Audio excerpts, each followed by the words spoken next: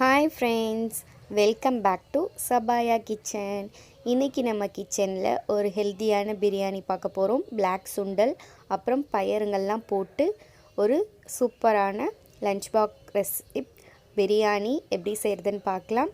அதுக்கு முன்னாடி நம்ம சேனலை புதுசாக பார்க்குறீங்கன்னா மறக்காமல் சப்ஸ்கிரைப் பண்ணி பெல் பட்டனை கிளிக் பண்ணி ஆல் கொடுங்க.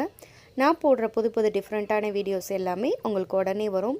இது ஒரு ஹெல்த்தியான டேஸ்டியான ஈஸியான ஒரு பிரியாணி ரெசிப்ட். வாங்க தேவையான பொருள் என்னென்னு பார்க்கலாம். இன்றைக்கி நான் நம்ம சாதம் செய்கிற ரைஸில் தான் செய்ய போகிறேன். அதை நல்லா வாஷ் பண்ணிவிட்டு இந்த கிளாஸில் 3 கிளாஸ் அளவுக்கு எடுத்திருக்கேன்.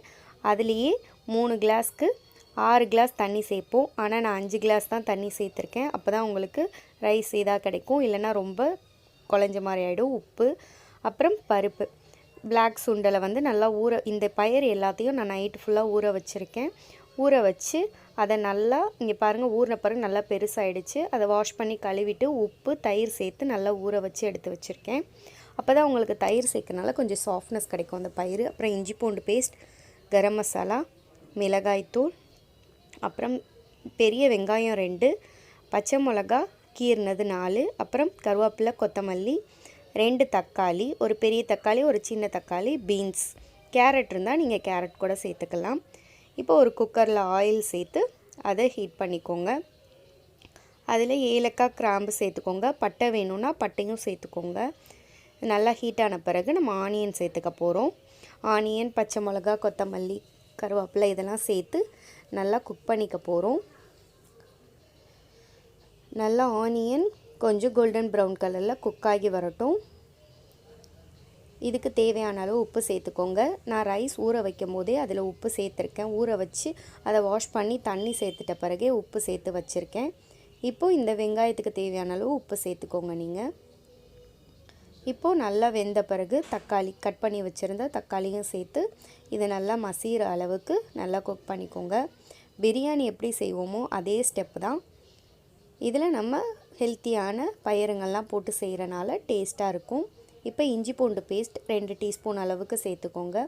அதையும் சேர்த்து நல்லா பச்சை ஸ்மெல் போகிற வரைக்கும் நல்லா மிக்ஸ் பண்ணி விட்டுக்கோங்க. இது குக்கரில் செய்கிறனால செய்ய தெரியாதவங்க கூட ஈஸியாக செஞ்சிடலாம். காரத்துக்கு ஏற்ற மாதிரி மிளகாய்த்தூள் சேர்த்துக்கோங்க. ஏன்னா ஆல்ரெடி நம்ம பச்சை மிளகாய் வேறு சேர்த்துருக்கோம். அப்புறம் கரம் மசாலா தூள் 1 டீஸ்பூன் சேர்த்துக்கோங்க. எல்லாத்தையும் சேர்த்து நல்லா மிக்ஸ் பண்ணி விட்டுக்கோங்க. பாருங்கள் நல்லா குக் ஆகிடுச்சு. இப்போது நம்ம ஊற வச்சுருந்த பயிர் எல்லாத்தையும் சேர்த்துக்கலாம். சேர்த்து நல்லா மிக்ஸ் பண்ணி விட்டுக்கோங்க.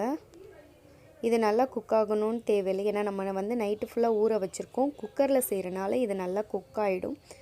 வேணும்னா அந்த பெரிய பயிரை வேணால் கொஞ்சம் நேரம் நீங்கள் வேக வைக்கிறதா வச்சுக்கலாம். ஆனால் இது குக்கரில் வைக்கும் போதே வெந்துடும். பாருங்கள், ஒரு 5 மினிட்ஸ் நல்லா குக் பண்ணிக்கிறோம். ஏன்னா நான் எதுக்கு 3 கிளாஸுக்கு 5 கிளாஸ் தான் எடுத்திருக்கேன்னா ஆல்ரெடி அந்த தயிர் இதெல்லாம் நம்ம சேர்த்துக்கனால கொஞ்சம் தண்ணி விடும்.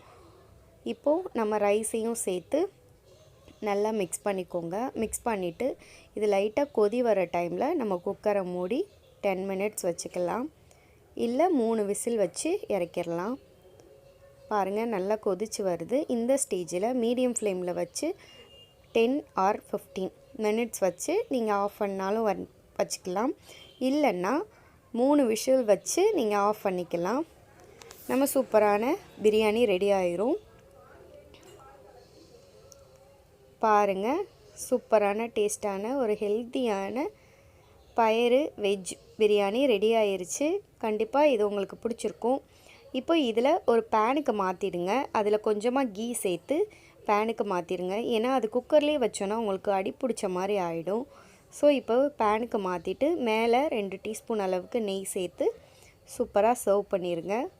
இது லஞ்ச் பாக்ஸுக்கும் கொடுத்து விடலாம். ஈஸியாக மார்னிங் எழுந்திரிச்சு உடனே பண்ணிடலாம். நைட்டு நம்ம பயிரங்கள்லாம் ஊற வச்சுட்டு மார்னிங் எழுந்திரிச்சு செய்கிறதுக்கு நமக்கு ரொம்ப ஈஸியாக இருக்கும்.